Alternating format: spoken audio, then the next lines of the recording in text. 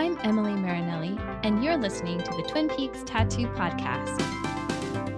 I'm a professor of psychology, a psychotherapist, a writer on 25 Years Later website, and a huge Twin Peaks fan. I'm not a tattoo artist or tattoo expert by any means, but I'm a tattoo enthusiast and wanted to make a podcast combining two things I love the most. Each episode of the Twin Peaks Tattoo Podcast interviews someone about their Twin Peaks tattoo and explores what their ink means to them. Thanks for joining.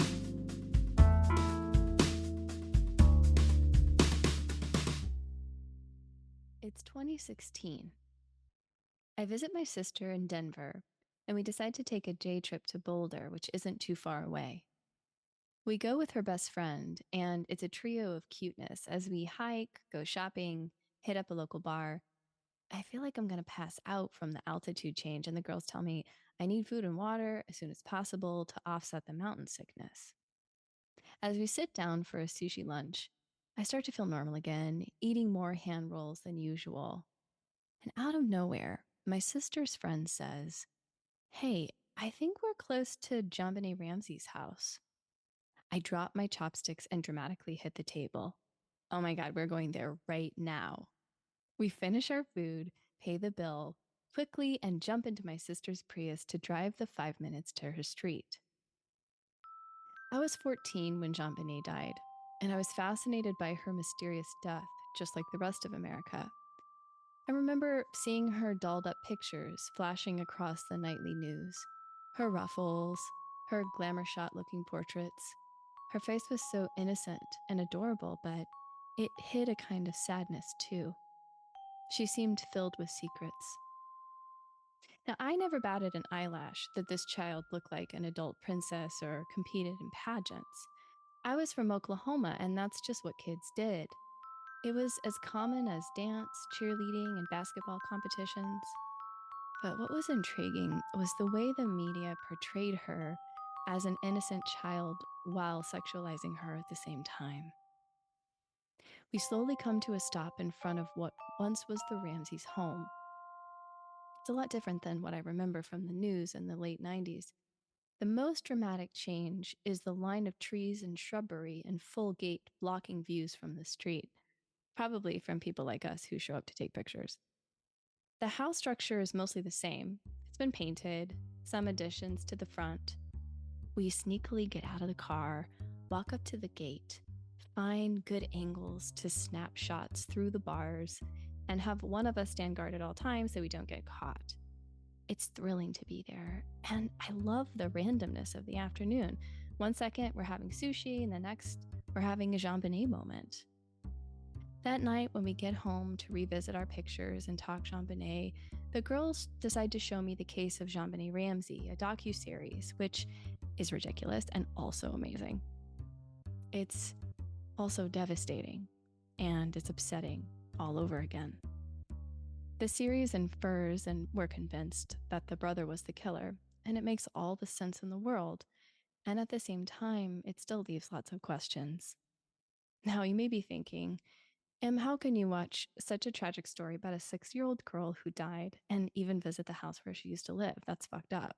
And I get that. It is. But our love for JonBenet is actually not insensitive or exploitative. It's the opposite. It's all about honoring her. She represents so many girls and young women who have experienced trauma in their lives with no resolution.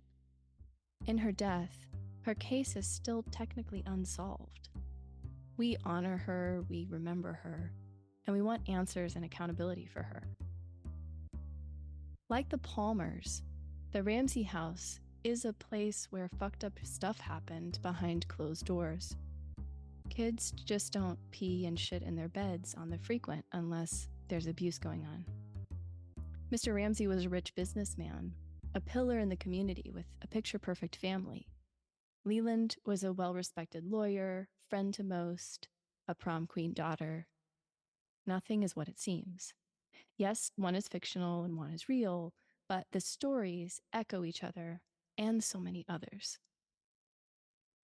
There's a picture of JonBenet that looks like it could have been taken in the early 1950s. Her face appears in a color femme film noir tint. Her baby blonde bangs split down the front and sweep to the side. Her blue eyes and red-orange lipstick folds into the tones of the shot. She holds her right hand up to her unsmiling, serious face, little fingernails painted the same color as her lipstick. On her pinky finger is a green ring that faces the camera. There's an almost identical still of Teresa Banks in Fire Walk with Me. Blonde bangs sweep to the side, color noir tint, fingers sweep near her face, but hers is the green owl cave ring that faces the camera, telling us what's to come. I can't help but think the picture of JonBenet like Teresa's are omens, the written demise of these two lost girls. JonBenet, Laura, and Teresa are all misunderstood, abused girls, canonized in their traumatized lives and tragic deaths. Like Laura in her death, JonBenet was immortalized in a whodunit mystery, a prom queen and a pageant queen, taken from the world too soon. Teresa didn't even get the chance for immortalization because she was a poor drifter. No one really cared to know her. We resonate with all of these stories, even if we haven't experienced sexual abuse or been brutalized by the evil that men do. Their experiences reflect so many of ours. Us queers know what it's like to hold secrets, to look for love and acceptance, to be forced into boxes that aren't our true selves, to feel alone and scared. But these stories are also about survival.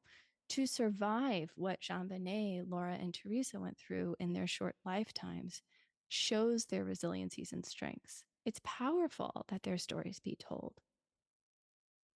We make art to gain greater understanding of these incomprehensible events. We make art in an attempt to create closure and to keep their spirits alive at the same time. We make art that goes into the shadow side and explores and exposes it. We make art to find our own answers. Tom's artistic tribute to JonBenet Ramsey is what made me so excited to meet them, and my first glimpse that we would be soul friends. I knew who they were from their incredible portrait of Patricia Arquette on the cover of issue 17 of the Blue Rose magazine. And when Tom contacted me about talking Twin Peaks and tattoos, I was over the moon. In their portraiture piece, Tom has framed JonBenet in a red, orange, maroon, and black background that makes her black and gray face and gorgeous hair stand forward. A halo of little white flowers are her crown. She is an angel. Tom captures her sweetness, innocence, elevating her into the ethereal with an embodied understanding of the trauma of her life. It's gorgeous. My description does no justice. You have to see it for yourself. I will now and forever treasure my JonBenet Ramsey snow globe Tom made that lives on my bedside table. Seriously, go to their website and add to cart. In this last episode of season 2 of the Twin Peaks Tattoo Podcast, I talk to the phenomenal Tom Christophersen. We talk about the queerness of Twin Peaks, what is ugly, campy, disturbing about it, and how we grew up finding solace in these shadow elements of the show and the world. There is something uniquely spiritual in speaking with another queer Twin Peaks nerd. I could talk to Tom forever, and when you listen to their words, you will understand why. Just when you think there isn't another glorious thing Tom might share, they do.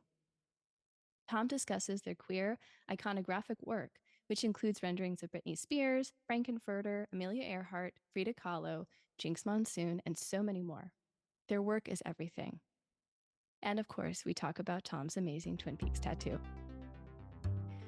Tom Christophersen is an Australian, Sydney-based, queer performer and visual artist who is as petrified of beautiful things and death as much as they are transfixed by them. It is primarily the car crashing of these two themes which permeate the hyper-realistic, almost surrealistic, often dark portraits and films they produce. Tom aims to bring focus back to portraiture that is of a level of detail it demands an intimate level of engagement from the viewer. Working almost exclusively on watercolor paper with watercolor pencil and acrylic, Tom hopes their traditional technical approach to drawing and painting provide a fresh, immediate offering to portraiture and indeed representation of the self. The figures and themes within Tom's work are often autobiographical and based on real-life experiences and connections. Tom's artistic intention has always been to make images that create the necessary disturbances in order to provoke permanent positive change. Hell yeah. Tom lives and works on the stolen Gadigal lands of the Eora Nation. Here is the queer joy of Tom. Hi, Emily. Thank you so much for having me. I'm It's a pleasure to be here. excited. I'm so excited to talk to you.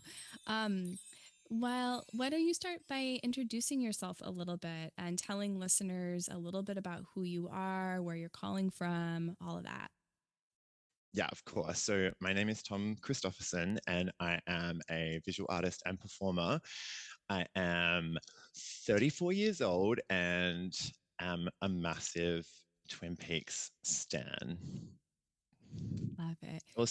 I also love tattoos as well and have quite a few. So, when this podcast came across my near constant Twin Peaks searchings and hearing you on other podcasts, I was like, what? Oh my God. I need to talk to this person immediately. Yay, I'm so glad you reached out. It's awesome. You are an incredible artist. I love everything that I have seen, and I know there's so much more probably that you've done that I haven't seen. Thank you. Tell listeners a little bit about your mediums and subject matters and how you find the kind of art that you want to do and how it finds you. Yeah, so I should have said before as well, and listeners can probably tell from my accent, I'm based in Sydney, Australia, and I'm a queer portraiture artist. So primarily I kind of work across drawing and painting. I kind of make these sort of hyper realistic, but kind of surreal, dark-ish, portraits of people in my life. I guess there's like a big crossover with my work with popular culture.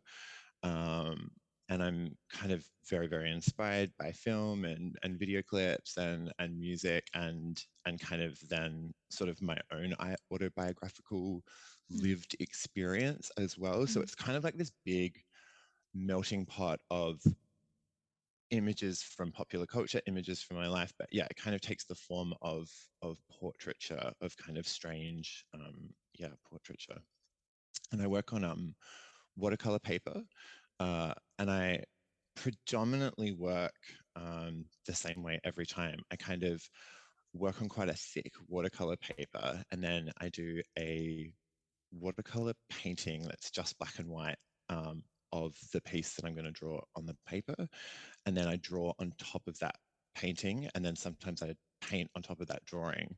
So I kind of use a combination of drawing and painting on the same work that kind of I guess creates this kind of like lots of people are like, I love your drawings, and then other people are like, I love your paintings, and I kind of love that my work kind of lives between this painterly drawn. So there are brushstrokes and there are pencil strokes on my work, but it's kind of very highly refined. I'm a bit of a control freak, and I do love to kind of see how much detail I can get out. But on that same token, I'm kind of not a Chuck Close photorealist artist. Like my work kind of does look like illustration, but I guess I do. It kind of leans towards realism. So yeah, it's kind of a very specific way of working, and it's one that I kind of just came across in art school. I kind of specialized in painting and drawing, and then after that kind of just stumbled upon this kind of weird way of working. And watercolor paper, for those of you that don't know, is very tough and very durable, so you can kind of beat it around, and it kind of takes a bit of medium as well. So that's kind of how I make work.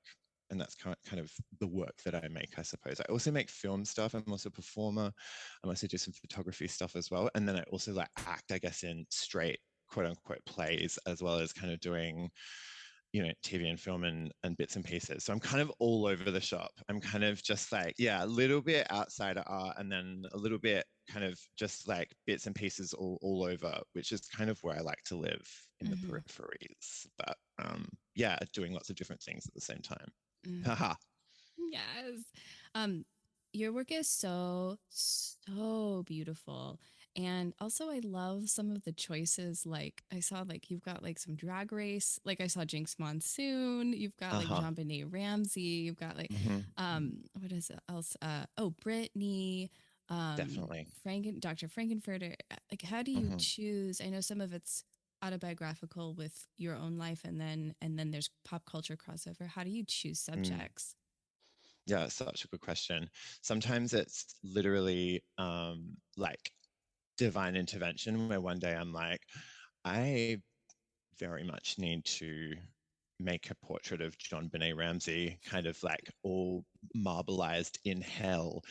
And then sometimes someone's like commissions me to do something, but I always try and pick figures that I guess have like, I don't know, like in on the like iconography shelf in my brain, like all these people and all these figures would have a special place. Like being a queer kid growing up in like the 90s, Brittany Spears was a huge force. And then kind of Yes. being um, sort of really influenced by her at art school when Blackout came out. And then, of course, the conservatorship ending quite recently, I made a portrait that was kind of based on one of her um, dare I say, cursed Instagram portraits kind of in the time leading up to the conservatorship ending. And I kind of framed it in this frame that had mutilation scars on it that kind of it had a tally of 13, which kind of symbolized how many years she'd been in the Wow. conservatorship. Um, but I guess they're figures that have either influenced me. I mean, the Rocky Horror Picture Show is like probably the first, you know, queer thing. I think my mum was just like, "Can you form a sentence? Yeah, it's time to watch the Rocky Horror Picture Show." Like, it was like the safest queer material that my parents knew to show me at a really young age. So Frankenfurter obviously lives, and Tim Curry in general just Yeah, lives Tim kind of rent Curry. free. But yeah, so it's I guess, and so it's stuff from my past, stuff that resonates now, stuff that's kind of topical. I mean, the Britney piece I kind of made kind of whilst it was kind of um, unplaying or playing out in the news that the conservatorship would end. And then other stuff is just like I'm drawn to it, and then or commissioned to because people understand that kind of like cult part of my work that I really get Mm, into. Any kind of like, yeah, particularly a female figure I love that kind of lives in two different worlds of, I mean, to cross back into Twin Peaks, it's kind of that Lynchian leading woman, that's kind of yeah. like beautiful. She's tortured. She might be dead. There might be many personalities. That speaks to me. So yeah, definitely they all these characters I think feel like they live in this kind of cult world. Mm, mm. And and there's something also about what you're saying that to me, like when you were talking about being a queer kid and like looking for queer icons and images and places where we could like relate and connect. Yeah. I think about that for myself, and I think about that finding that in Twin Peaks too. And I know here we are jumping into Twin Peaks, but like that even though there isn't so much like outward queerness in Twin Peaks, there's a lot of like queer aesthetic in Twin Peaks and a lot of It's like inherently queer. it's so Absolutely. queer, and it's like and just the like artistic like fuckery that Yes. Lynch did to Yeah. mainstream television, and the Absolutely. non-normative like all of the non-normative elements and all the freaks in the show was just like, Totally. oh, okay, there is a relatability for me as a queer person watching this that feels really important and really good. Oh, so much. It was so affirming, like absolutely so affirming. And that kind of like because we see a lot of like in Twin Peaks, I love the kind of like we do get to see these characters like private lives kind of rammed up against their public lives, rammed up against kind of their secret subconscious, like almost Mm, spiritual selves. And it is, yeah, the first watch of Twin Peaks being like, everyone's a little bit queer, like kind of when left to their own devices, everyone is completely eccentric, Mm-hmm. kind of, you know, and like, yeah, and deeply inherently kind of othered Mm-hmm. and you know, kind of holding these values that I think like queer people, particularly in the early 90s, like Yes. could kind of tap into. That kind of that repressed longing was something that I was like, uh-huh, yes, this is familiar. And just the strangeness of the domestic as well. There's something really queer about that, you know, like Yeah. watching someone put their makeup on in your family for 12 minutes really, really obsessively, or you know what I mean? Or just the clothes that people in a kind of small town wear, like the whole aesthetic, I think is just like completely that kind of like camp kitsch, Mm-hmm. whilst Exactly. everyone's trying to really like present as this like norm core Everything's kind of fine. Yeah. Mm-hmm. everything's fine and normal. Do you know what I mean? Like we're all good Yes. here. It's completely fine. And nothing is actually like everything is very, very wrong and very weird. And like there are so many secrets, and we are And all so weird crimes and and crimes drugs and and drugs. owls and then ghosts and then ancient forces. Yes. Also, Absolutely. all of that. Yeah, that's fantastic. Um, okay, I jumped to Twin Peaks, but back to talking a little bit more about your work, if that's cool, is Yeah, um I mean it's all interrelated anyway, but um absolutely. are there like some, and I know you work in different mediums and you're acting and you're doing all these different things. Are there Mm. certain pieces, just even in this moment, that really, really have heart connection for you, that really speak to you, that you think about, or you think about creative process and you go like, oh, this was a really powerful experience to move through creating? Mm. That's such a good question. Yeah, absolutely. I mean, just because we just spoke about the Brittany piece, was an important one because I guess I really tried to make the drawing, being raised, you know, that early 90s queer kid thing. I do have that kind of like deep yearning to Disneyfy a lot of the faces that I draw and kind of make them the most beautiful that they can be, which kind of is an interesting concept in itself. But um, the the photo that I chose to base my portrait of Brittany off, you know, one eye is slightly Tokyo drifting to the left. She's got really big bags under her eyes. She Mm, looks exhausted. mm, So I guess like that piece was really difficult because having, you know, so much empathy for her, I wanted to make her look better than she was.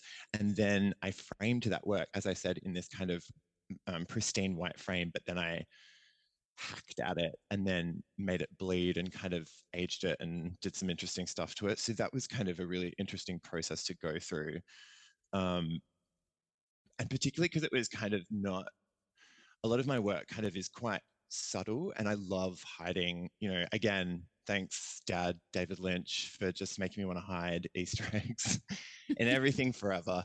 Um, there was like a brutality to that piece that was very, very in the room. It was bleeding. It was kind of busted up. And after I made it, it was kind of like, whoa, that felt like I had achieved something, but also had worked through something that I guess I felt echoed in myself as well, mm, which was nice. I've also, because I'm such a perfectionist and I kind of work to this level of finish, I've also tried to recently, kind of in the last big exhibition I did, I set myself a goal to make a series of sort of mini portraits that were purposely unfinished. Um, which absolutely, oh my God, Emily, broke my brain. And like for all those control freaks and perfectionists out there and completionists that are like, it's done when it's done and it's got to be done. It was a really, really interesting experience and one that I'm not sure I entirely succeeded at. But it was so good to it was so good to go through and to kind of test my own limits of that mm-hmm. because I'm one of those artists that, you know, I can spend like literally hours working on, you know, a muscle under an eye or making sure that I'm getting like, you know, I was kind of taught by these very precise painters and drawers who were like, beauty is in millimeters, and it's about, just like looking and taking space. So, it takes a long time for me to make a work, and my works often are the result of many, many hours. Um, so yeah, to do that project where I was like, you just have to leave it, when I'm one of those people who would go to bed being like, the finger's wrong, the finger's wrong, the finger is wrong, the finger looks wrong. Not only does the finger look wrong, the hand looks a little bit wrong. And kind of just like doing, like, I have to really switch off and kind of walk away from my piece and be like, it's fine. um, so yeah, that exercise broke my brain and kind of flatlined that kind of need to finish everything. It was really cool. And the first couple I just finished before I was like, oh no, like we don't do that. That's not what you're doing here. No, no, no, no, no. So it's kind of an interesting body of portraits that yeah, and that kind of start quite finished and then kind of become less and less finished. And by the end you can kind of see um, like the layers of painting underneath the drawing, and kind of, I really kind of drew the curtain back on my process, I guess, which was the first time I'd done that, which was really cool. Um, and I asked for subjects just on social media, and just kind of asked for people that were immediately in Sydney, and I gave them a location and just said, if you're available from this time to this time, please show up and I'll take your photo really quickly and draw your portrait. So that was really cool to just have like, didn't really know who was going to be there on the day, and to not really have like the control even over like the subjects. I guess there were people in my circle, but You were like I just didn't stretching know. yourself on every level. You were just Yeah, I like, was like, how do I undo? And I should say yeah. that exhibition was about mortality, I guess, and sort of like death, really. Mhm. So there was two rooms in the gallery. The first was sort of a waiting room where my kind of portraiture, my sort of finished portraits for the show, were hung on a pink wall. And then you kind of moved through into another room, which is a waiting room, which had a video work behind curtains, sort of like you were viewing a body. And then the witnesses, or the pieces that line the walls in that waiting room, were these unfinished works. So it's quite ominous. I was kind of like, someone was like, it was like Return to Oz, kind of like through the eyes of this elder millennial. And I was like, that's actually very on brand. That's perfect. Yeah. Yeah, I was like, hit it, nail on the head. But yeah, it was kind of a bizarre like vibe in the space and stuff, and that felt interesting to work through as well. But I guess I am one of those artists that can't like rest on my laurels. Like, I'm constantly like, what can I do to kind of stretch myself or push myself in a new direction, or try something new within the kind of tight medium confines that I've found myself. And like, how do I push out of that, I guess, thematically or contextually, so that I'm doing stuff that, yeah, challenges my making stuff, as well as kind of the work that steps outside the work that I'm used to making. So I'm not just repeating myself again and again. Yeah, there are two that just come to mind. Yeah. Yeah. And I'm just imagining as you're talking, like that, this almost like spiritual discomfort or dis-ease, and just like, or Yeah, like torture that can come with totally. like putting yourself through doing something so completely differently and stretching yourself that way. I mean, that just takes a whole, that's your like your whole body, that's your whole spirit going through that. It's not even Yeah, just no, like trying a new technique or let me like, it's just, it's so yeah. hugely like massively transformative, it sounds like. Yeah, yeah, totally. It was like using the discipline that I use in my everyday work against a different part, or to a different part of kind of like the work, which was kind of the finish of it. So yeah, it was really, really interesting and very humbling, and total, Mm. ego death in terms of like being very comfortable in kind of the work that I make and stuff. And then to like exhibit that work as well and be like, have a look at what, like, that was really, it was liberating as hell. And I was really lucky that I had a gallery that was just incredible. Shout out to the Stockroom Gallery in Melbourne. They just really did me right, and they let me experiment, and they were so into kind of like that experimental nature of the works, and people really loved them, which was really cool. But yeah, even now, like, I think I have, out of like I think I did 15, and I have 4 left, and they are like packed up in a room that I don't want to know about. But like, I'm glad I have them. I'm glad I went through it. But at the same Yes. time, I'm like, hey, friends, like, you're a little bit stressful to know that you exist, but I'm glad that you're here. Oh, it's so good. So you have done the cover of the latest issue. It's 17, I think, of the Blue Rose Yes. magazine, Uh-huh. which is so gorgeous. And when you wrote to me and you Thank you. said, "Oh, I'm doing this," and I did the cover, and I was like, "Oh, that was you! Oh my gosh, it's so fantastic!" And Thanks. I'm not sure exactly when this podcast will come out, but Yeah, they're on sale now, currently in this they moment. are. Uh-huh. And um and I have a couple of little pieces in it. Vinny Yes. Guidera, who I have interviewed in a different episode, has a piece in it, Yeah. and I might be missing someone else, but I feel like it's all the Twin Peaks family, and now I get to talk to you. Tell us a Yes. little bit about how you created the cover, and tell us what the cover is. Yeah. So what an honor, firstly, like reached out to Scott and just the whole process was great. So um I basically the brief was create a portrait of, so for those of who are listening that don't know, issue 17 is specifically a Lost Highway 25th anniversary edition.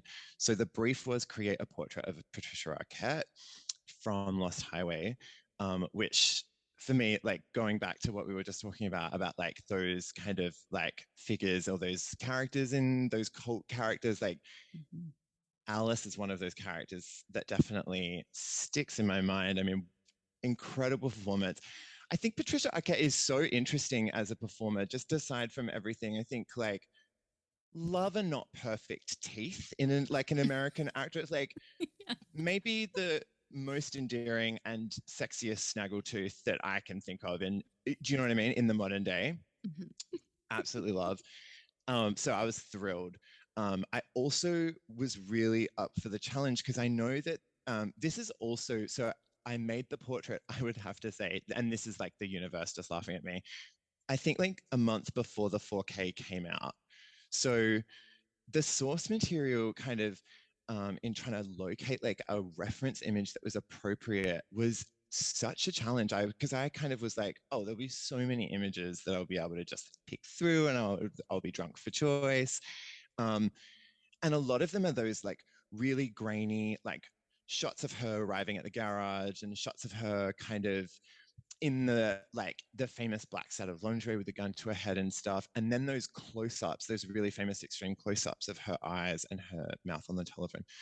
So I was kind of like, they're good, but they're not like, and I couldn't find really good high res versions and kind Of of, just like her whole face, you mean? Just like where it's yeah, like you can exactly. really, really see her. Uh-huh, that makes sense. Yeah. Yeah. And I was like, do I just do the mouth like on the phone? Is that enough? Like the Dick Tremaine is dead. Just kind of, and then I was like, no, no, no, it needs to be like a portrait, just because also the wig is just stunning. And we love like a $3,000 Swedish lace front every time.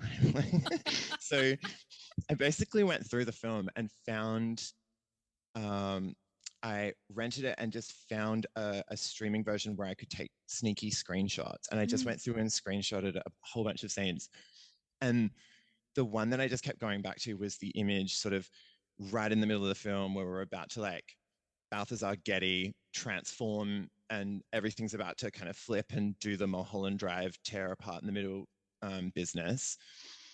That image of when it's just like her spiraling face and kind of the strobe light is kind of illuminating her and she's kind of like smiling at the camera, which I think is my favorite part in the whole film, Mm-hmm. other It's so than I'm at your house right now, like good. the Mm-hmm. very first, yeah.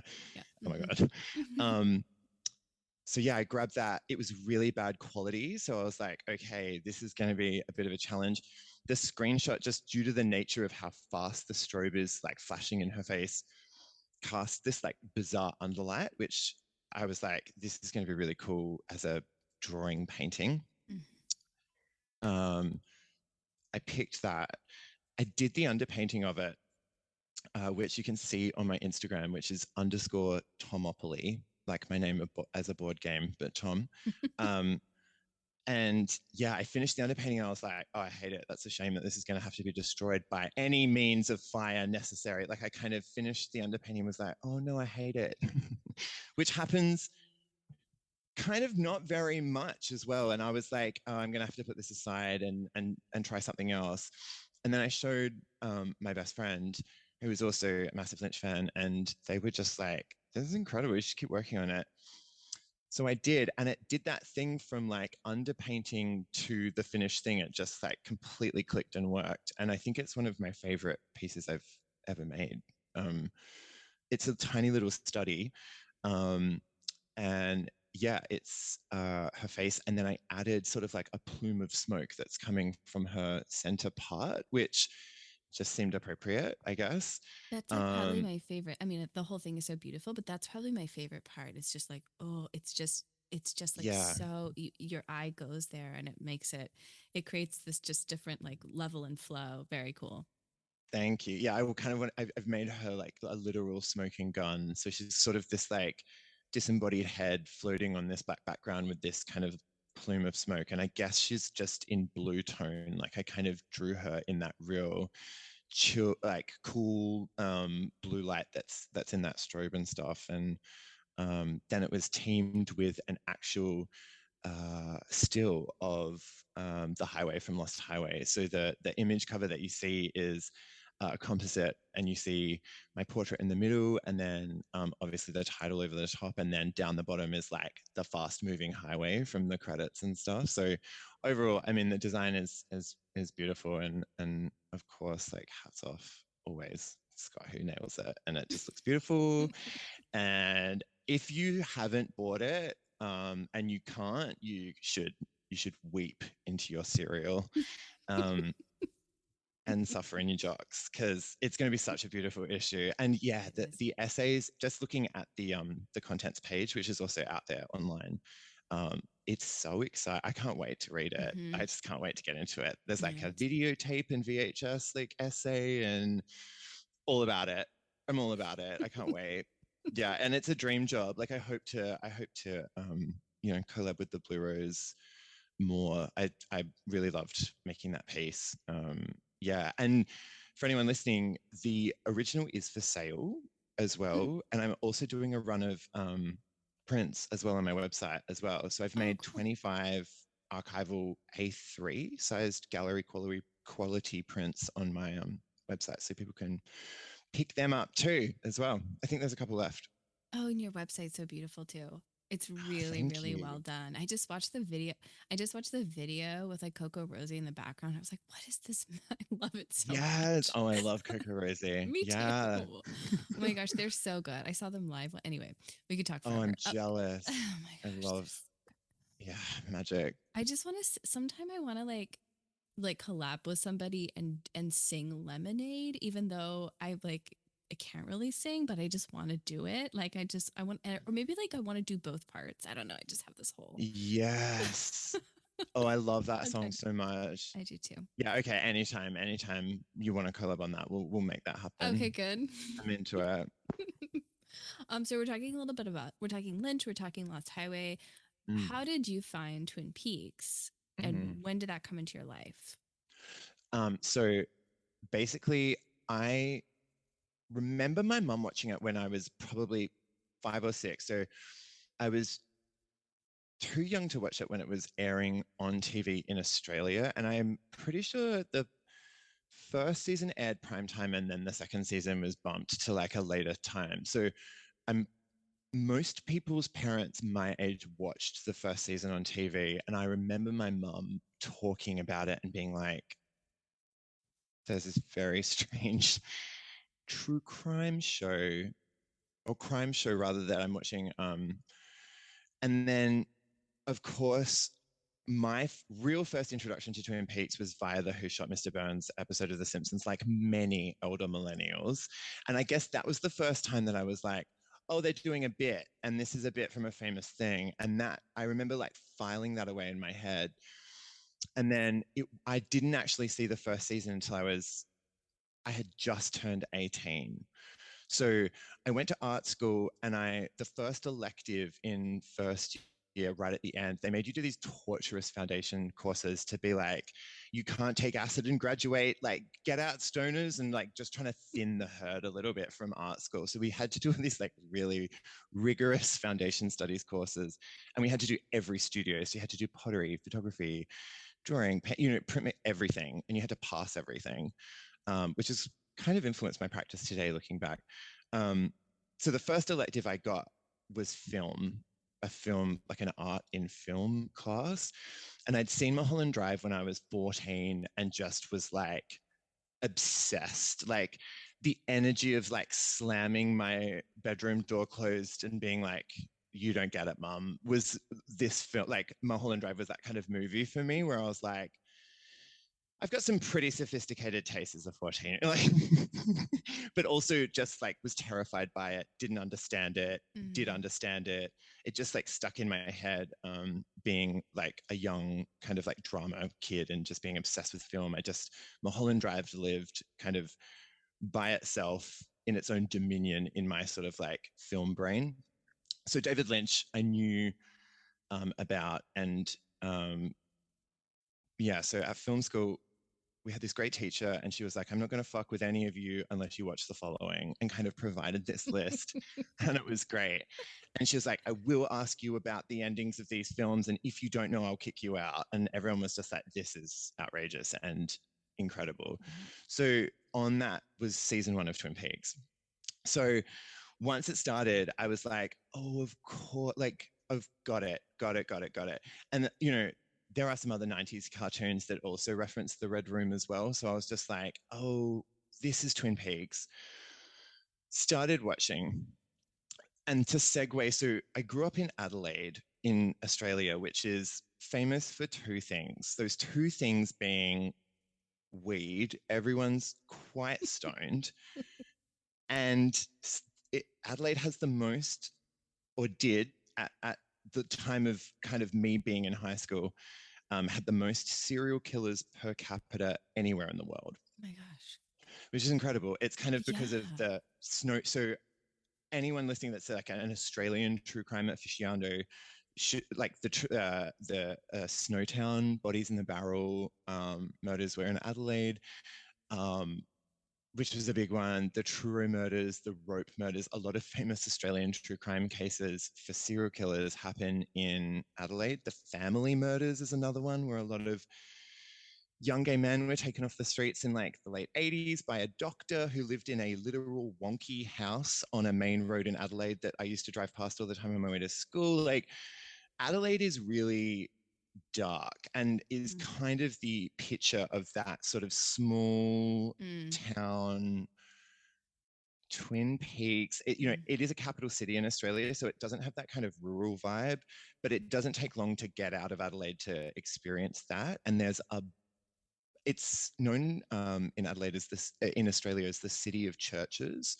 So all the bumper plates in Adelaide either say the festival state, because it also hosts the Fringe Festival, which is the largest fringe festival in the world other than Edinburgh. So Adelaide and Edinburgh are the two largest fringe festivals in the world, and or the bumper plates say city of churches because it has the most amount of churches. So already, like, just everyone listening, just like let that cook, like just let that have a, yeah, sit in that, which is like, we love experimental arts. We have a large retiree population. We have a bunch of serial killers. And also it's a weird small town where everyone knows each other and slept with each other. It's a kind of a weird place. And specifically in the 80s and the 90s when it's sort of like boomed now a little bit, and, it has like a much younger population. But growing up, it had this very visceral, sort of tangible underbelly that was sort of like, my mum was like, please don't ever play out the front of our house by yourself, with these kind of like limpid eyes, as she kind of like, the stakes were really high. And I was kind of like, no worries, like I won't. And meanwhile, these kind of like, yeah, these true crime stories happened, and they happened kind of when I was in primary school and high school. So my true crime obsession kind of was kind of enabled very early on, both by my location and kind of by my parents, who were kind of obsessed with it. My mum was like a Stephen King freak, and was just like obsessed with everything, like was just like, so there's an artist called Francis Bacon that you're going to need to know. I was just like, great, great, great, great, great. Um, so yeah, when I watched Twin Peaks for the first time, it absolutely clicked, both spiritually and artistically. I was just like, oh yes, yes, yes, yes, yes, yes, yes, yes. Um, Adelaide also is surrounded by hills and densely populated bush, which holds a lot of sacred Mm. First Nations sites and Mm. Indigenous places of power, as well as like there's a bunch of ghost stories and really famous ones and sightings and characters. And so just the language of Twin Peaks, I was like, like I instantly could see myself in the show. And like, I think I watched the pilot and just was so deeply obsessed I could have wept. Do you know what I mean? Like when you find that thing, that Mm. first time that you watch it, and it would have been like 2005 or six. I didn't have Wi-Fi in my apartment, but it was the first studio apartment I'd ever moved out into. I felt like I was living my life. I had to go to a specialized video store, like a VHS store in Adelaide called Kino Video, that charged me, I think, $5.95 to rent each VHS from the first season. I spent hundreds of tens of dollars trying to get the first season all at the same time because I needed to binge it. I put it in my dual DVD and VHS player, and like really from that moment, like the prophecy was fulfilled, and I was completely obsessed. And then I went on to sort of devour every piece of Lynch media that I could Mm. and read everything I could, etc. I remember I watched the first season and clawed my face off and just was like, oh my God. And then started watching the second season, and in that time had ordered a bunch of books because there was no way that I could get like critical essays on Twin Peaks and kind of those, the tried and tested kind of really great, dense analytical writing on Twin Peaks. So I grabbed all them, and I remember they all arrived sort of right before the last episode of season two, and I was like, all right, well, I'm just going to read. I remember going to bed um, right before I'd finished the first episode, and I was like, I'm just going to read an essay out of one of the books. So I picked up Critical Essays from Twin Peaks and just started reading the essay that's like, here's who killed Laura Palmer and what that means. And so, sorry, right before season one, Mm. the end, the beginning of season two, rather. Oh my God. It was right before the killer was revealed. Oh, of So course. So I there it read was. I read the essay and was like, no, yeah, like the feeling, and just was like hard, and then it would have been about 2 a.m. in the morning, and I went back into my lounge room, like fired everything up, and watched that episode of like the Red Room episode, and like some scenes missing, like completely blacked out. Like I remember finishing it and being like, yeah, and just leaning forward and like rewinding that, just like sitting there while that ran, just being like, we're going to watch that again. And I think then I watched like that final sequence in the Red Room a lot of times Mm. for a long time. Like that really, really, really got me. You know, those things that get like Club Silencio, like the Roy Orbison lip sync in Blue Velvet, like, Mm. the bits in those David Lynch films that really like everything stops, Yes, the walls drop away, exactly. you forget that you're even watching a piece of media and you kind of experience that. And I was lucky that there was no interruptions, and I kind of just like really sunk into that. And that's sort of, that was the true moment when I was like, I think this show might be the best thing I've ever seen. And not. And I had so many questions and just like, but that was the moment. And then That full immersion almost like you're yeah, living inside of it and you don't even it was realize so that it's special. happening. Yeah. Not at all. And like, yeah, there was no even trying to find the, like, it's almost an inarticulatable moment, which like, Hmm. not to like wank on, but like Hmm. I truly feel that with um his work, particularly like Lynch can really evoke these moments of flow where you really just, it becomes a meditative process and kind of letting it wash over you and stuff. And when it happens, it's incredible. The audition scene in Mulholland Drive is like another one of those as well, where you're just like something like just everything becomes very, very heavy in a good way and slow, and everything around you stops, and you kind of just like, yeah, sink Yeah, into jog that down. moment. Mm-hmm. Absolutely. Yeah. So that's how Twin Peaks started. And then, yeah, as I said, I went on and just was like, how do I get everything? Like, I remember like someone in a, like, needing to email someone in America to get the alphabet. Like, I then made it my mission to just get absolutely everything that I could.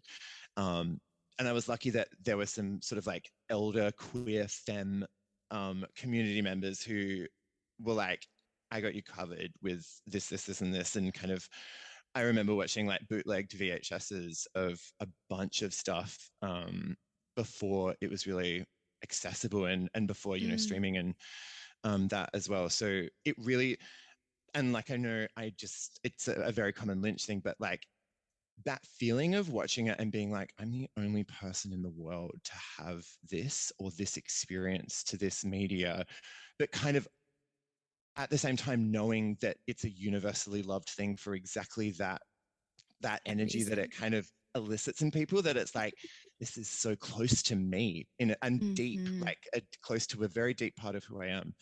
um and it's more than just making it like a pillar of your personality. And you know, I feel like it can be easily written off like that, but there's like a tenderness in the Twin Peaks fanship, I feel, that is really Mm-hmm. special. And it's because there is this magic, breaking the rule, like art quality to it that really does the thing, like hits, it just Yes. hits, like David Lynch hits in like almost no other.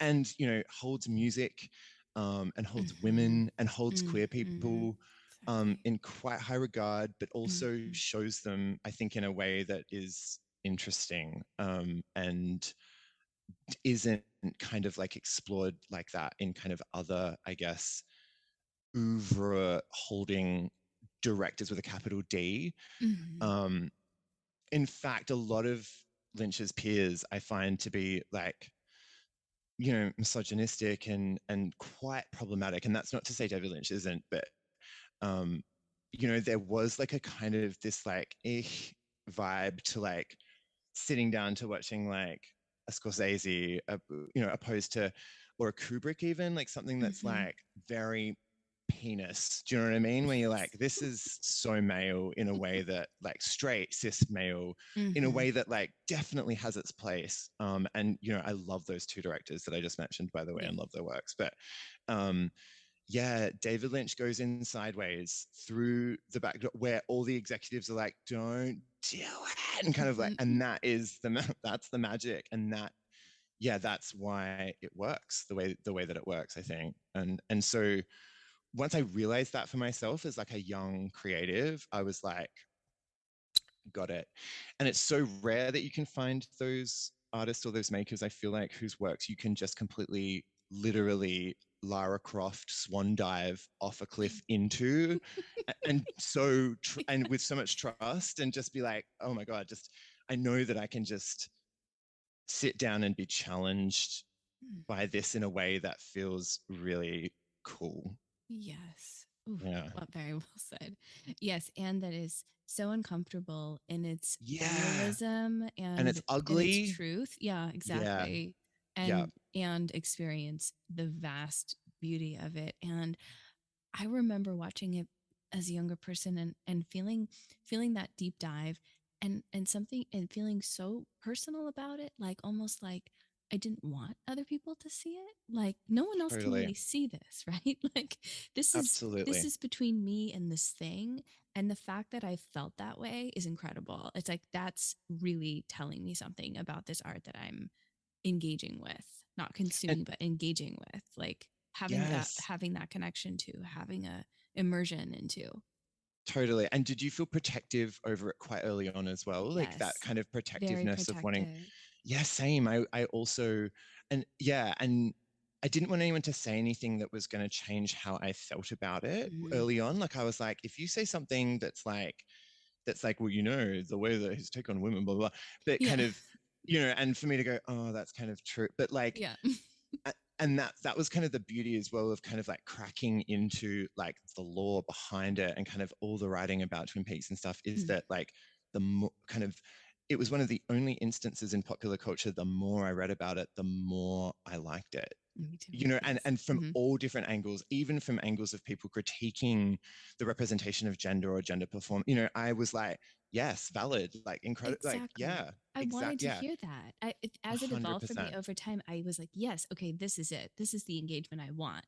But at first, yes, I had to like open myself from that protective kind of place. And maybe there's yeah, something as I'm saying it out loud too that's protective about like feeling protective about like Laura as representative of like women's experiences of violence, like feeling totally, protective of all of that, feeling totally, protective just generally speaking. But then yeah, like what other show has us talking about it so damn much? Like, and so excited every time, like every single time I think about it, I read about it, I talk to someone about it.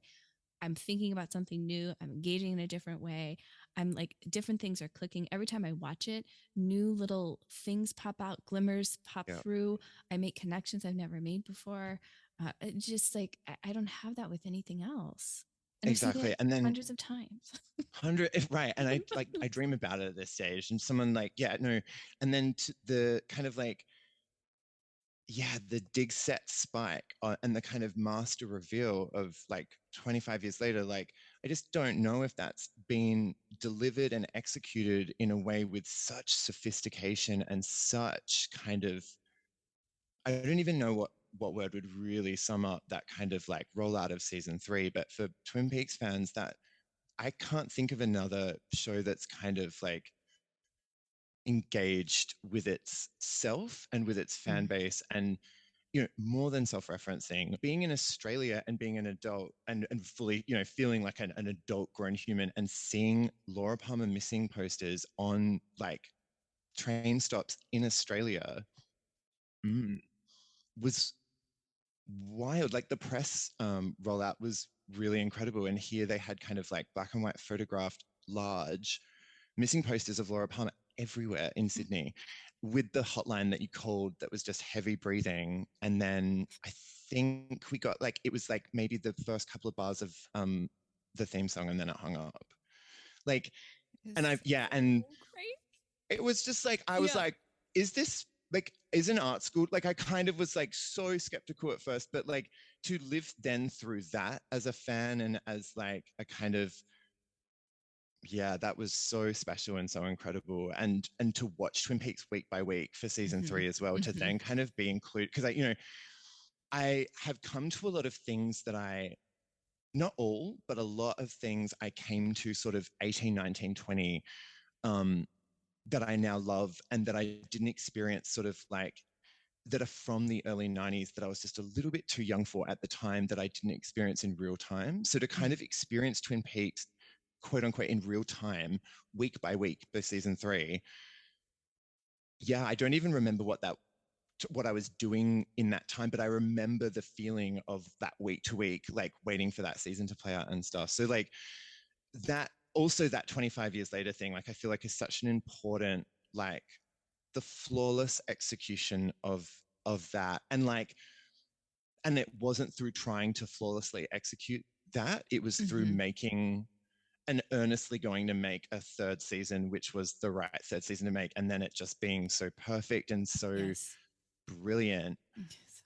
That was very cool and just wild, like kind of wild. Like I can't think of another media experience in my lifetime that's done that, or our life, even my parents' lifetime, really, where it's, yeah, just, and as an artist who like loves that kind of shit and loves that kind of self-referential, just like tip the hat very subtly, like touche, like 10 out of 10, standing ovation, crying in the auditorium, weeping and crying in the auditorium. And did you, when you watched The Return, were you watching it with other people? What was that experience like for you?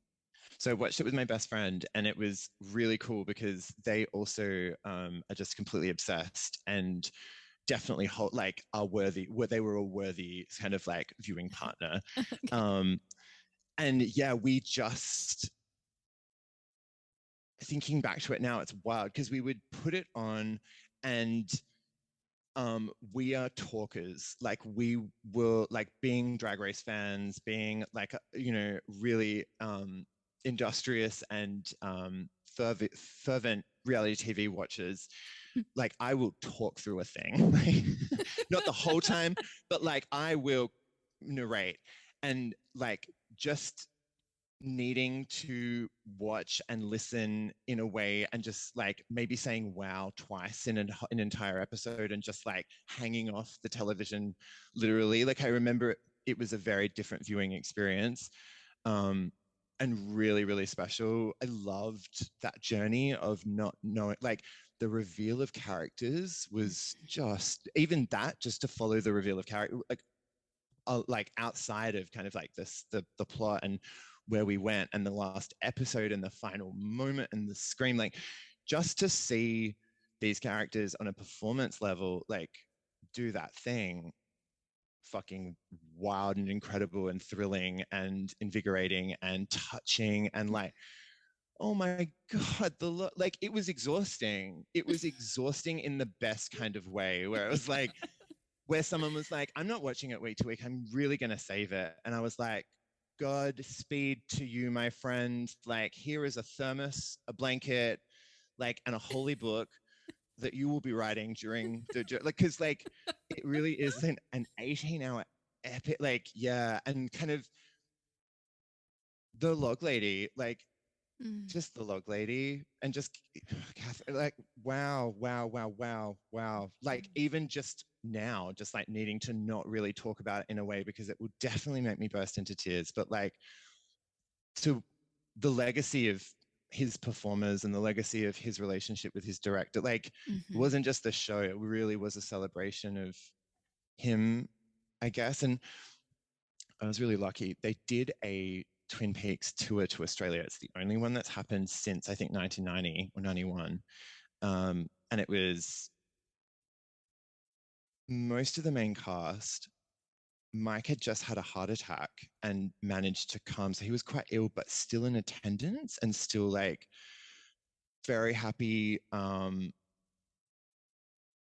meet fans and stuff. And it was kind of incredible. And Sabrina Sutherland was there and to see her like looking at fans' faces, because a lot of people had a lot of stuff to say about the return, obviously, and like to watch her talk about what David did was like pretty special. Like it wasn't quite looking up into the distance and like, but it almost was like how proud everyone was of themselves and each other in Mm. that work as well is just like palpable. And you could feel that week by week, but then to kind of like in that moment and in that space and to watch those just those actors and those performers talk about the work and look enlightened, like it just goes to prove that like as well it like you're like the theory holds, you know what I mean, like the work is incredible and David Lynch is like it's so affirming. But Mm. yes, the rollout of season 3 and then what that show accomplished both creatively sort of in the industry, like the Oscars, like they had to give him an Oscar. Like someone was like, how do we give, like just the like the way that the industry magnetically was pulled into being forced by themselves to acknowledge the greatness of what he's achieved. Mm-hmm. It's a nice payoff. It's a juicy slice of pie to bite into, and it's kind of messy and it's kind of unexpected. And would you want it any other way? Like no, you kind of that surprise and that like yeah, it was so beautiful to be a part of and to I'm watch so as a glad you got viewer. to, yeah, I'm so glad you got to also like see them and be there and do that too. Like it's, It was so oh nice, gosh. yeah. And Mm-hmm. they were really just like Kimmy, like Lucy, and like obviously like yeah, it was incredible. They were very, very chilled out, and there was something really nice about like the way that they interacted with all the VIP. Like they were just so happy to be there. And you know, I've been to cons before, and I've been to VIP panels, and I've interviewed people, and blah blah blah. And you know, you can taste it in the back of your throat when someone's a little bit over it. You know what I mean? And just Yeah. and it was just so yeah. They were all soccer mumming out. They were just like beaming. You know what I mean? And like so happy to be there. And it was just incredible. Like, yeah, it was really, really nice. Can I tell you one story about Of that? course. Oh my gosh. So maybe I'll even try and find the audio because maybe I sneakily recorded it. But this is like just another like beautiful David Lynch and David Lynch fan story. And I always think about it. So there was a question and answer portion of the night. Kind of everyone had done the panel interview. And Sabrina Sutherland was kind of like talking to someone on a MacBook. And we were right in the front row and we were like, oh, David, it's David. Like the way she was kind of like, hello, technology person in the computer. I was like, it's David Lynch. It's absolutely dad on the computer vibes. So he had Skyped in, and people, I think like 5 people from the audience got to ask him a pre-prepared, pre-approved question. And all the questions were great, you know, what is the sim blah blah blah, like it was great, Yeah. fantastic, and he was so accommodating and funny and you know charming, and David Lynch. And the last question was asked by a gentleman who got up, and you could tell I definitely want to talk about this individual with the most utmost respect because they were fearless in this moment and it was so beautiful, but you could tell that this person had not had a lot of experience talking on a microphone in front of a crowd of thousands of people before, let's put it that way. Yeah. And that they had done what was required kind of internally for them to do this, and that the payoff of speaking in front of all these people was that he got to ask David Lynch a question. So he kind of was very uncomfortable in the lead up to asking the question and kind of visibly kind of nervous on stage. And when it was his first time to get the microphone, he got it and he said, Mr. Lynch. And like kind of the room hushed. And David Lynch kind of was like smiling, kind of projected like God projection on this big screen. And he kind of was like, stopped smiling and really looked at this guy. And he said, yes. And this guy, and like I will definitely try and find you this audio. If not, he said, I'm a massive fan of yours, and later in the year I'll be going to Rome to attend Fellini's gravesite. Is there something that you would like me to say? And like you could have heard a pin drop, like literally this kind of like, and it was kind of, you know, a very chilled atmosphere. Like it was kind of like people were laughing. It was kind of a rowdy, you know, people were drinking in the theater. There was a Twin Peaks theme band.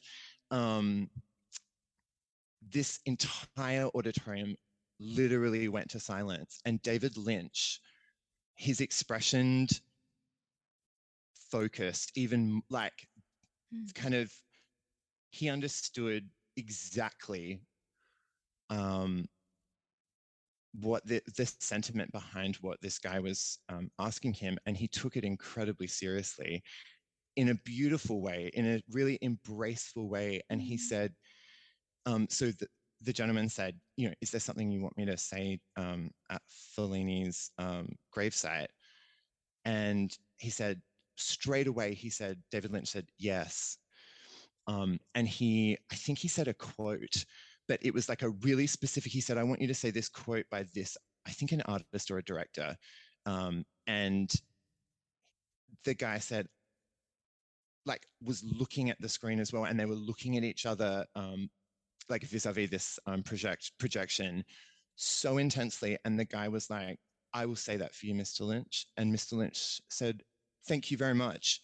And then the kind of MC took the microphone back and was like, okay, that's the question section of the night. And it just like, I'll never, ever, ever forget that. Like, I'll never forget that moment of David Lynch, like those are the types of people that are David Lynch fans, like people that respect him very deeply, are very involved in his life as a creative and as an artist, and including his, main influences and Like who's inspirations and he's stuff like inspired by? Exactly. 100%. Yeah. And sort of the reverence of that you could Mm-hmm. see really on David's face, and you could see something happening for him that was really, really special.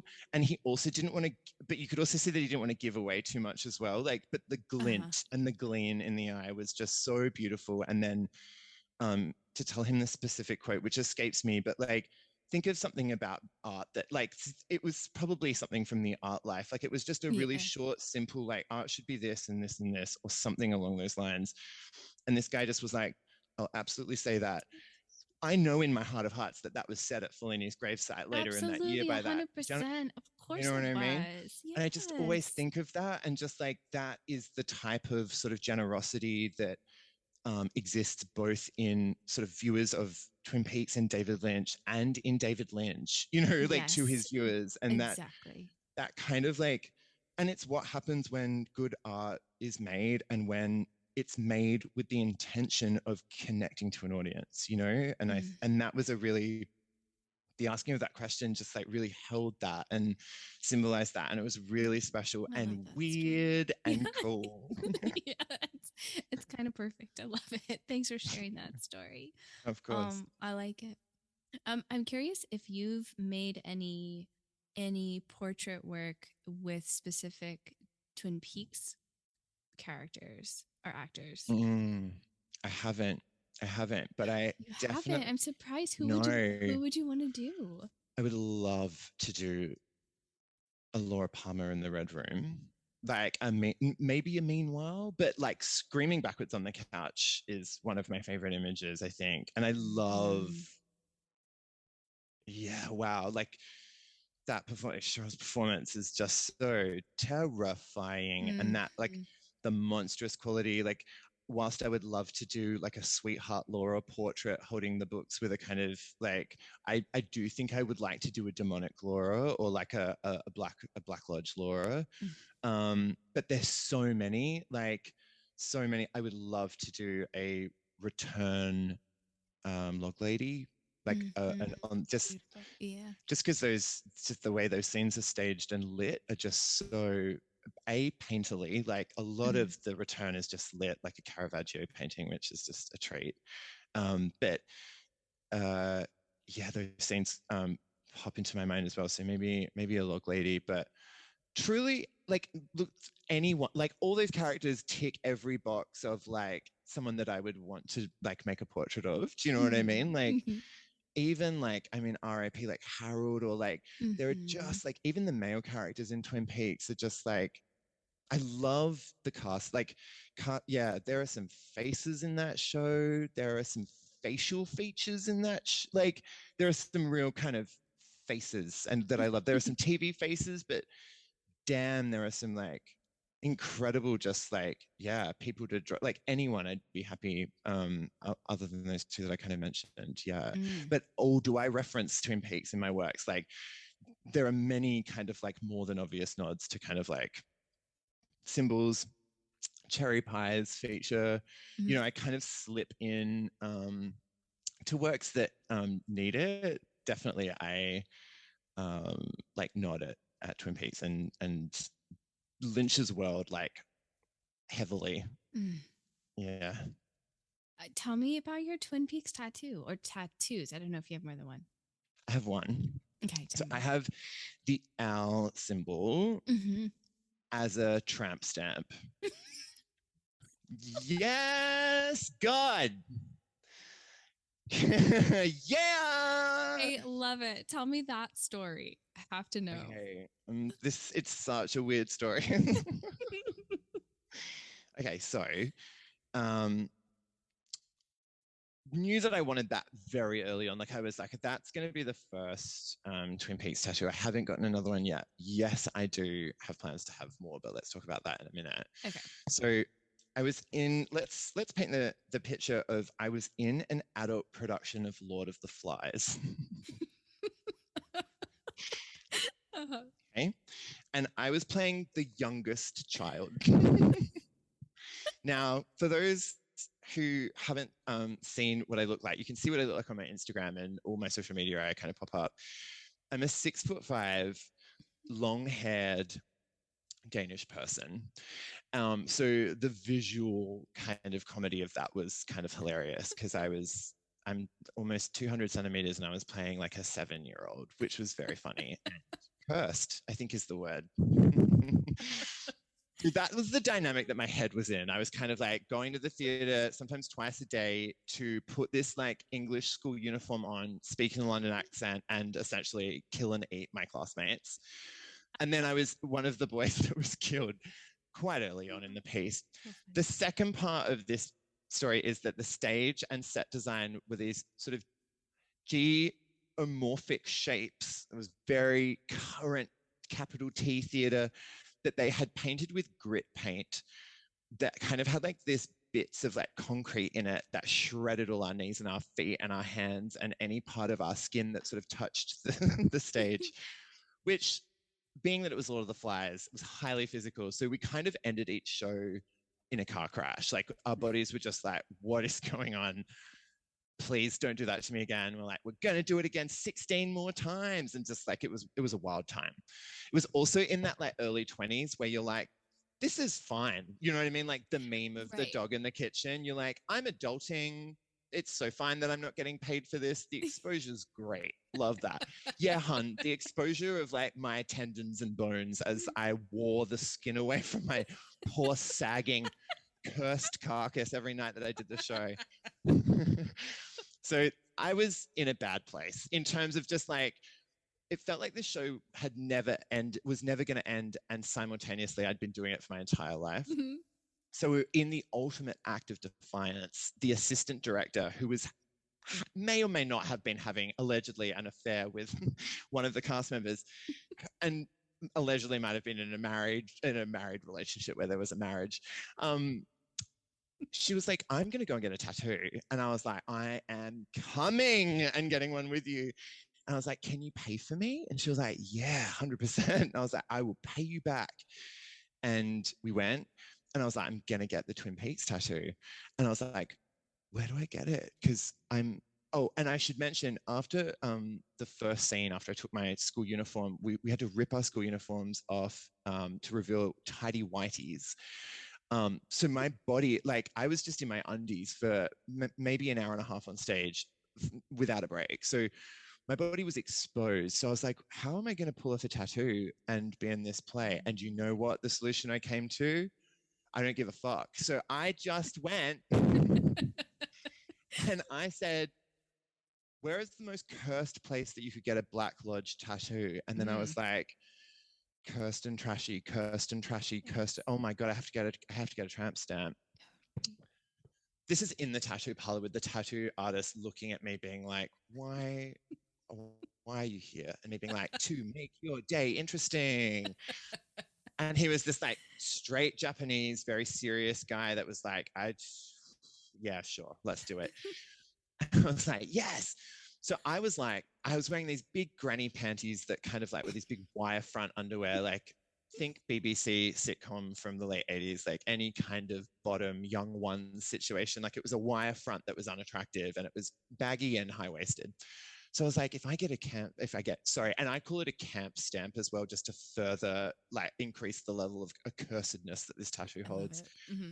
So I was like, where can I get this camp stamp so that maybe the underwear can cover it and maybe that's where I can get it. I was like, I can't get it on my hip bone or like in one of those places. Like it's like a symmetrical tattoo. I want to get it in a symmetrical, like kind of in the middle of myself. So I was like, can I get it very close to my ass crack? And this tattoo artist was like, you're going to regret that so much. And I was like, but tell me why. And he was like, it's going to blow out and like that skin just gets a lot of, and I'm like, I'm all ears. What does it get? He's like, it's busy. It's a busy area. I'm like, it's a busy area. I'm like, I'm a top. Okay. Just let's clear that up. All right. Just listen to me. Just because hey, you don't know me. You don't know my life. You don't know my life, right? So he was like, I must strongly urge you to get it higher on your personage if you want to get it in that position. I was like, fine, fine, fine. So it's kind of like sort of right under my sacrum. So it's like a Okay. little bit, like maybe an inch or two above my crack. But was that tattoo on full display during the last performances of Lord of the Flies at that theatre? It certainly was.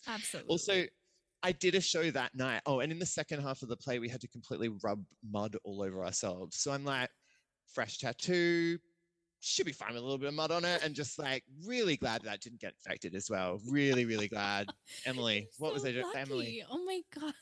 yeah, like, like fervently washed myself, love that word today, in the shower after, but was still like fingers crossed, like a little bit just like, please don't get pussy. And thankfully it was completely fine and healed great and we love Oh, it.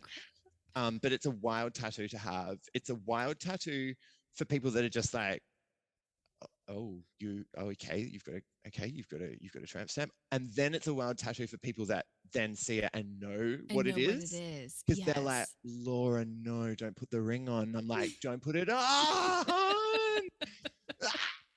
On the top. Don't put it on. But yeah, hilarious. And that's Hilarious. that's my Twin Peaks tattoo. I love it so much.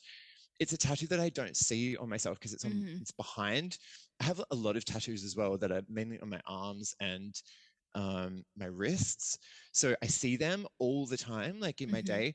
So it truly is just that tattoo that you kind of see sometimes on yourself and are like, yes, like I just love it. I love that it is what it is. I love that it's like a made up symbol.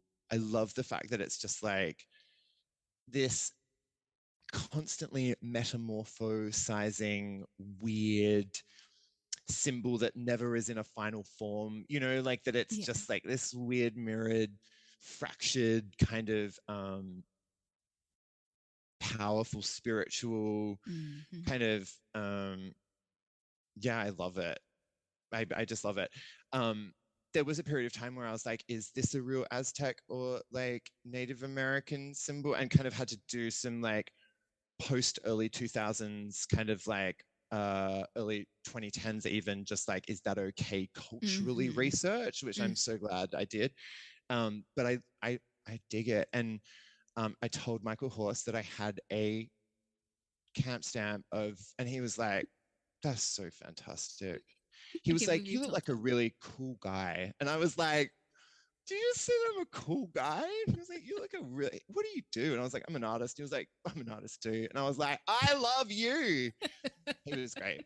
He's an I, incredible artist. Oh my gosh, his art is so fantastic. Yeah. absolutely incredible. Like I will, yeah, there's some things that pop up on Instagram every now and again. And I always miss out just by, you know what I mean? Oh Like I yeah, would yeah. love He to does it really own a quick. Yeah. piece of Mm-hmm. his art. Yeah. They had a brick and mortar store, him and his wife in Berkeley, and it had to it closed Beautiful. like right after COVID or right during COVID.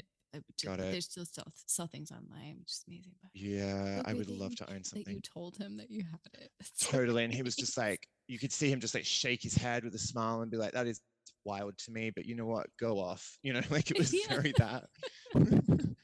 This is great. Any of your other ink that is like pop culture related or something interesting that you would want to share? Like, I love just knowing what Yeah, people have.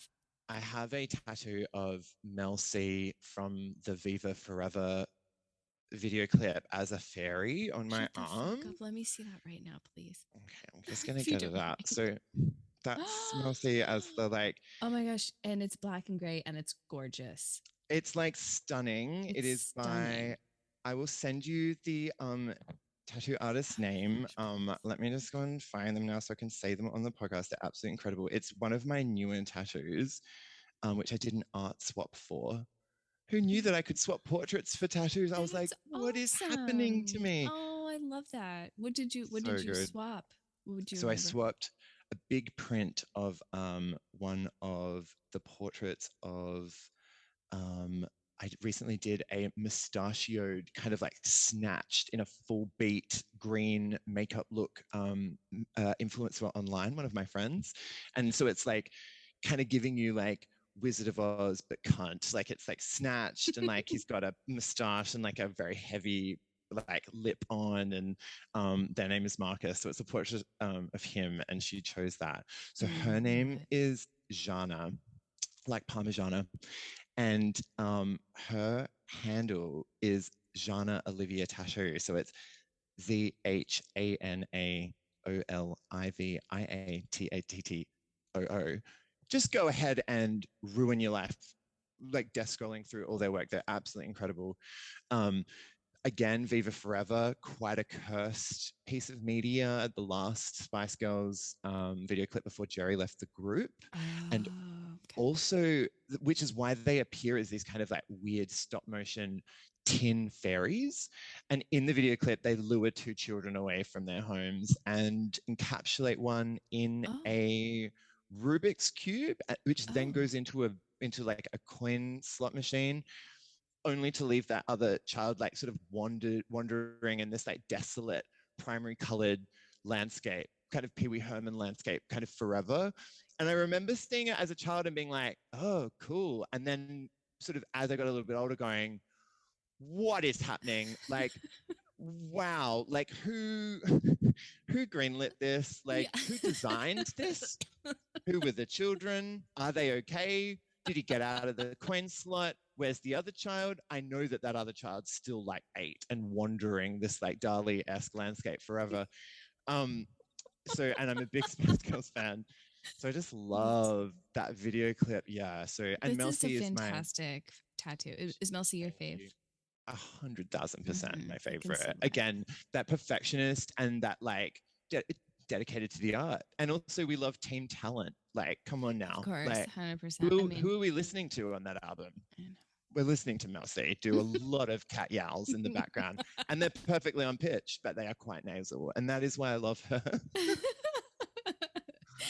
I would say so. Definitely, Mel C's amazing, but for me, Mel B, I was all about Mel B, Oh really, because she yes, was just like, I just crushed out on her so much. I mean, she was just just like incredibly beautiful. so sexy, and I was And just like like, real oh bad, like she was a bad god, bitch. Do you know what I she's mean? Like, a you bad know that she got bitch. down, like Yes, releasing that single, like Missy Elliott collab, dropping the first. She was the first solo one as well, and it was like yes, you couldn't touch her in the like. That was a really cool single, really cool, and it was all it was a her. good And album. It was a yeah, really it was good really cool, album. Oh my so gosh, I good. love that. Wait, that was. Thank you for showing that. Anything else that you want to share? Tats wise. I have the year 2007 tattooed on me because it's the year the Spice Girls got back together and the year that Britney Spears shaved her head. That's amazing. I have a Mickey that you might have seen just then that's got like it's a perfectly formed Mickey Mouse, but then it's just got like a really kind of basically like two dots and a sad face instead of a real face. Yeah, I it's have my best amazing. friend's face drawn on my arm, which is a drawing that I made, and she's got me on my arm, on her arm rather, which is really cool. Oh, And that's she's a model, so I've by proxy been on the cover of a, like Australian Vogue because cute. she's had her arms out. And I'm like, that's Wow, my little face. that's And I have an awesome. Andy Warhol um, drawing on this arm of a guy flexing, and that Yeah. was it's a line drawing of a guy doing like a sit up and flexing, that they found in his walls after he died in his house. I think he had a house in the, oh my God, I've gone completely blank. Where's that holiday place in New York where everyone goes in Real Housewives of New York? Um, oh my God, the holiday place. Oh my God, it'll come to me. Yeah, they found all these drawings in the walls of his one of his holiday homes, and it was sort of these illustrative line drawings that were very not pop art, not the factory Mm, style. And they mm. ended up being of all these straight bodybuilders that he was, whether he was like, it was a gay for pay situation, but like he Uh-huh. was stooping all these straight bodybuilders who were obviously like quite involved with him because there Mm. were like multiple drawings and kind of photographs. And yeah, and it was only found like, I think 10 years ago. Oh my gosh. So I remember Sotheby's sold all these drawings that were found in the walls of Andy Warhol's holiday estate. Um, and that was one of them, and it just stuck in my mind. I was like, that's such a beautifully formed like line Wow. drawing. Like it's kind of sort of reminiscent of his early work in sort of like fashion illustration almost, but different again. So yeah, I have that tattooed on my arm as well. That's awesome. Was it the Hamptons? The The Hamptons. Hamptons. Yes. Yeah, yeah, yeah. Yeah, yeah, yeah. Oh my Um, God. Yeah. so what Twin Peaks tattoo or tattoos do you want to have next? I mean, Okay. it's hard to beat the can't stamp. It's really, really It's a hard high to go bar to, do from there. you know what I mean? Like, how do we, yeah, it's a hard act to follow. I really, I think the next tattoo I'm going to get is the fan, like the Oh, ceiling fan. I think oh, there's this that's so cool, great. yeah, there's this cool tattoo artist who does like cross-hatched sort of like almost like a tile or a square from a comic or a graphic novel, but they work within like just a square, and then they kind of make these like scenes that are kind of like, yeah, domestic still lives, and their style would just really really lend to like that famous stare shot of the fan, and I just love the fan. I did too. Big fan of the fan. Terrified of the fan. Terrified of the van. um have like every time I see a ceiling fan that's on like one or two like lowly kind of, I'm just like, you are so inherently evil, um which is great. But maybe also Sarah Palmer. Like I think about old Sarah Palmer quite a bit in terms of just Mm-hmm. like, and Grace's face as well is like another one of those faces where I'm like just obsessed with her and her physical self as well as her performative self. I think it just fucking cool. Again, what a bad bitch. Like, Yes, holy fuck. totally. Mm-hmm. So I'd love a Sarah Palmer tattoo. I would love like either, you know, like a permed Grace from a 90, or even a just like sunken-eyed, dead trout eye sort of like return Sarah Palmer. I would love as well. Maybe even like a Judy Sarah Palmer. Like who knows? Like a tether face of Yeah. Sarah. Oh What a moment. my God. Mm-hmm. Um, but yeah, they're the two that kind of like pop up in my mind. It's definitely, I'm never going to get a cherry pie tattoo, although I love those tattoos. Like, I'm not going to get an Audrey tattoo, I don't think, although I would love one. It's got to be, I really connect to the evil Mm-hmm. parts of Twin Peaks. I love them. I kind of, Mm-hmm. and again, going back to Disney, like, love a villain, love an inherently evil force that's residing in a town, a person, a place, or a thing. Yeah. Love it. So Mm-hmm. it would probably be, and that's I guess why that owl symbol really spoke to me, because it is kind of the ultimate sort of brand of evil and chaos in the show. And I contain both those things, other things too, but like, um, yeah, I think as well it was like a part of, and it was an act of rebellion, that too, was that tattoo as well. So like, to celebrate things that are perhaps terrifying and maybe bad for you as well. I think there's like a joy and like a kind of like necessity to do that as well. I'm a Libran as well, so I'm like, good's great, but we need, there has to be some Yeah. bad, so we There can has kind to of be like, balance. we Yeah. need a metric. Do you know what I mean? To kind of test against what's going on all the time. Yeah. What about Yes. you? What Well would your said. like? Do you want to get another Peaks one? Like, tell me. Oh, I want so many. I want so many tattoos. I'm gonna get the little green lamp that's in the like Yes, red room that's just sitting on that's the good. table. That's a good one. Also, I am getting in February the frog moth. Speaking of evil and symbol of Oh, evil, amazing. I know, like, and I don't know where I'm gonna get that yet. I can't Yeah. really feel into where my body it should live. If you have any ideas, I would Yeah, I'm love trying to think that. that, because I'm not thinking like arms or up even. Yeah, like Like, it's is on it the a, lower part of my body. yeah, yeah, yeah. It might even be like an ankle or a, it's Interesting. such a like a ground dwelling Mm-hmm. little, oh my God, the Like moth it frog is can't just so like go in incredible. my cheek, going into my mouth or anything Just like a that. really, really smart neck piece of a moth frog with its tiny little webbed foot just encroaching Oh, just towards the encroaching bottom on the. layer. Uh-huh. That's a really good idea. Stunning. Stunning. Apparently, those places are the most painful. It's throat, stomach, Yeah. palms of hands. Yes, ribs. Yeah, yeah, yeah. I have And feet ribs. tattoos. They're pretty gnarly. I have the Yeah. red curtain, the sycamore trees on one foot, and I have Amazing. this picture would look nice on your wall on the other foot, and they were Oh, just so good. torturous. Yeah, they were Both of torturous. them? Yeah. they were Incredible. really hard. Yeah. Um, the other thing I really want, and this feels just like really fun, and I would love it in like even like a neo traditional type of a vibe or something, is Yeah. the chocolate bunny box with one of the bunnies Oh, missing, but like in like bright 1,000%. pink, just like something really cute, like Pastel. Yeah, mm-hmm. yeah, yeah. Oh, yeah, that'd be really, Just really somewhere. I don't stunning. know. Maybe in my back. I don't know exactly. I don't have very much real estate left on my arms, but somewhere. Yeah, I'm running Um, out too. Definitely getting to that point where you're like, it's I a just good need some problem fill to have. pieces. Oh, yeah, exactly. Fill Definitely. pieces are, yeah, exactly. Have you ever been asked any weird or annoying questions about any of your tattoos? Only if I'm a power bottom.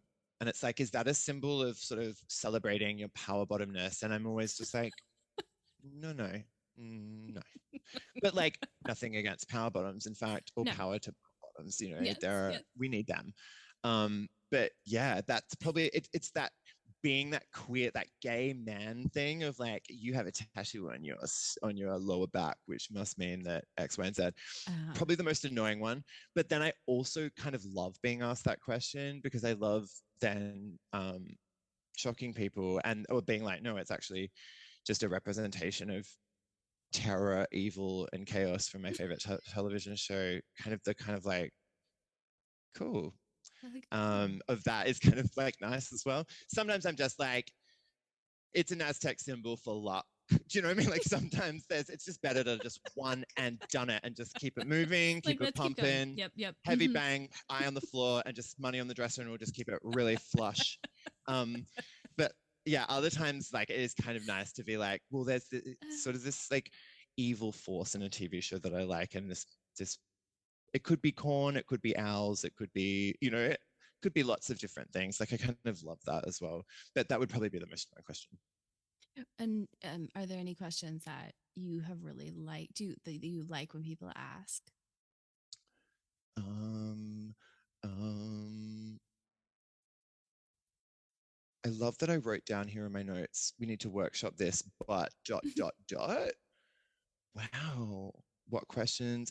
Oh, it's like so I love being asked questions, as I said before, like by people who know Twin Peaks. So like Mm-hmm. one time, literally one time, I got naked in front of another gentleman who literally, when he saw my tattoo, said, "Don't put on the ring, Laura." And I do love like, or where like why did Laura put on the ring? Like questions about Twin Peaks, like, Yeah. but like inherent, like postcodal is often best because like getting asked like an existential question about Laura Palmer's kind of like tortured soul before diving into kind of like a bedroom activity is really specific and one that I wish I could commit to fully, but in the heat of the moment. Um, but I do love when and that specific guy that like said that definitely waited until the last moment to kind of say that as well. So I do love a slow reveal of someone asking me a question or Mm-hmm. like a Twin Peaks question from just seeing it. Yeah. Um, yeah, those questions are fun. I That's love when Twin Peaks fans reveal themselves like by not saying I'm a Twin Peaks fan as well. Like that's always kind of fun. Like I love when you go to someone's house and there's someone else there and they reference Twin Peaks or David Lynch just like as an in joke to themselves or their friends, and you're just like, oh, you're a legend. Got it. Yeah, we will be friends by the end of the night. I will make my way around to I you. see you. Yeah. Totally. So it is kind of like a nice litmus test as well to kind of see who is a David Lynch fan and who actually like picks up on it as well. Because definitely there've been a couple of guys who have been like very nice, also a little bit scary that you got, like, which is great. And who on Twin Peaks would you want to see have a tattoo? And what Okay, tattoo? it's a definitive answer, and Oh, the okay. only answer I can give, definitely Bobby Briggs got a huge, like I want to say Ben Affleck Phoenix back piece in like around like 42, 43.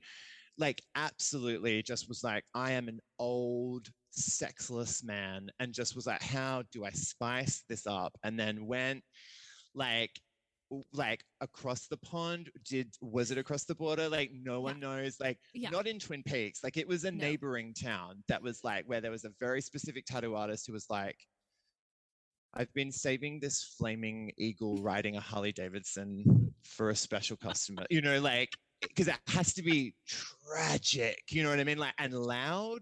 Like I don't know if you've seen that picture of Ben Affleck like with his shirt off, and it's like you can see No. his. But Ben Affleck has this kind of incredible, tragic phoenix tattoo on his back.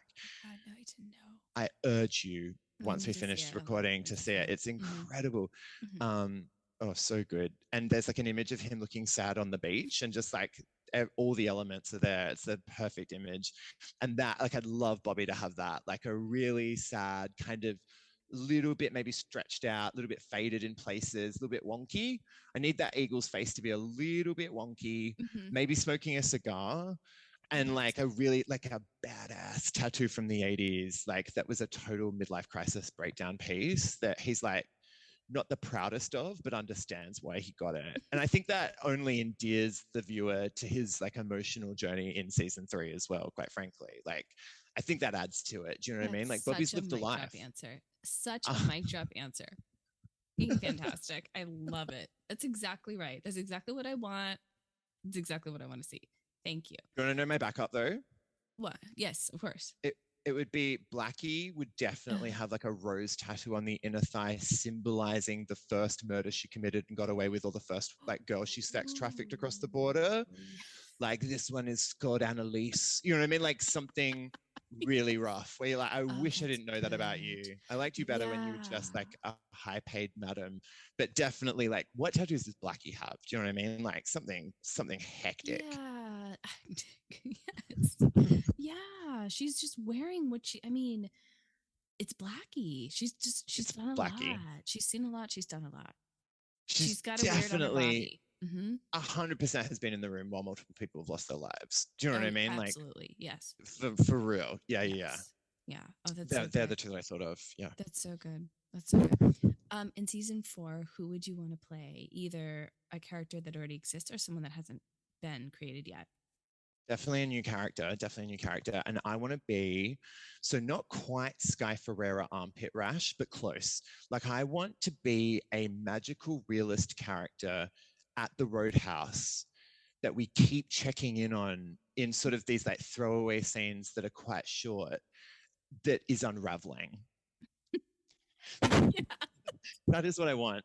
That is what I really, What kind of truly deep. unraveling? Like what like flavor of Mm. unravel?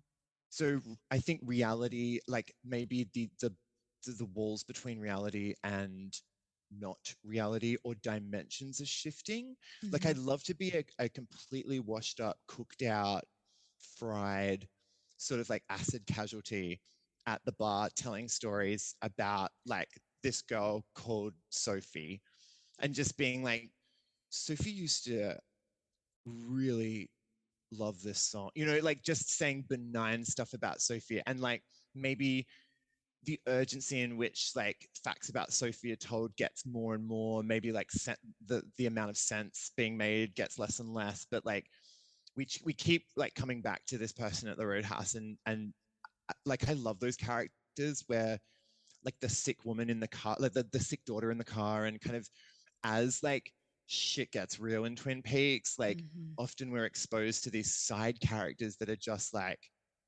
completely in their own, like we are like main character syndrome. We are just living in their worlds. There's these like insane monsters almost that are just like on the periphery that are often like revealing something about, you know, a more main character, but I'm obsessed with them. And you know what? I want to sweep for 15 minutes. Like I want to do something durational, and I want to do something boring as fuck. And I want to do it on HBO. You know what I mean? Like Oh my gosh, I yeah, want that for you too. I really want that. In season I can 4, see you're it. there. You're so Let's put there. it out. Let's just Let's put it do out it. into the Let's air. just do I'll it. fly in, just fly in for a day part. Do you know what I mean? But that would be my like being in a Lynch anything. Like, can you? Yeah. It's just my dream. Anything Yeah. really. Like, I would just absolutely love to just be directed in that way, in that kind of visceral sort of no sides, no brief. We've just rocked up Mm-hmm. in a costume that's oddly upsetting, and we're just going to get talked through some stuff. Like, what a way to work! Like, incredible and terrifying. But yeah, I think yeah, this Roadhouse sort of like creature or character that's like not right, but also a familiar sort of like archetypal sort of Twin Peaks character that you'd be like, of course you're here, and of course you're saying crazy shit about Sophie. Where's Sophie? Where is Sophie? How is Sophie? Yeah, I think small but memorable, because I love those characters in the Lynch landscape. I think they're so fucking brilliant and so funny and scary. Yeah. Oh my gosh, Tom, I could talk to you for hours, and it's like, but we should probably wrap it. How can people find you? Tell us again where people can find you online. So you can find me on Instagram and Twitter at _Tomopoly, which is spelled TOMOPOLY. And you can find me also at my website, tomchristophersen.com. Christophersen is spelled Christopher, CHRISTOPHERSEN is on the end, not SON. Don't do it. It's SEN. Think Danish, think Viking, think me. And they're the main places. You can obviously check my art out in the next episode of The Blue Rose, which everyone should be buying to support both of us. Yes. And yeah, I'm an elder millennial who is permanently basically online. So I pop up if you look. So come find me and talk to me. I love it. I love connecting with Twin Peaks fans, and I love people reaching out and sending messages. So definitely say hey. My goodness, Tom, it was so good to talk to you. It was so much fun. Thank you for sharing. So much fun to talk to you. All your stories with us. You made me laugh so many times, and you're amazing, and you're an incredible artist. And everybody, go check out Tom's work if you haven't already. You are missing out. It is amazing. Thank you so much. Thank you, Emily. This has been incredible. I want to do it all the time. Thanks for listening to the Twin Peaks Tattoo Podcast. Each episode is produced by me, Emily Marinelli, sound design and theme music by Dr. Animal Proof Rock. For more information on today's episode, go to my website, www.twinpeakstattooopodcast.com.